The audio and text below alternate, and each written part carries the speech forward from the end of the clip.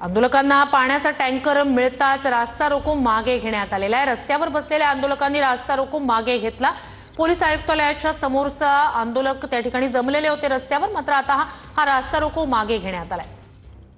अधिक जाणून घेऊया आपले प्रतिनिधी कृष्णा सोनारवाडकर यांच्याकडून। कृष्णा, काय नेमका अधिकचे अपडेट्स आहेत?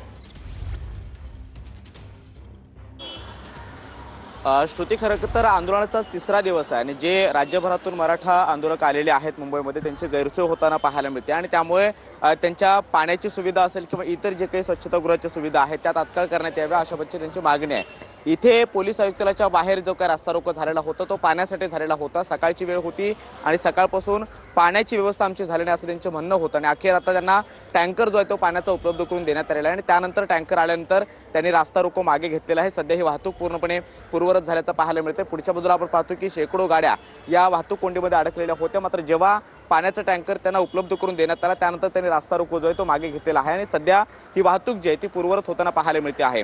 क्रॉफर्ड मार्केट हा अत्यंत दाटीवाटीचा परिसर आहे आणि पोलीस आयुक्तालयाच्या समोरच सगळ्या आंदोलकांनी ठिय्या आंदोलन दिलेलं होतं आणि त्यामुळे बराच वेळ ही वाहतूक कोंडी जी आहे ती या सगळ्या परिसरामध्ये निर्माण झालेली होती, मात्र आता ही वाहतूक जी आहे ती कोंडी फुटलेली आहे। नक्कीच कृष्णा, नक्कीच अपडेट्स घेत राहूच।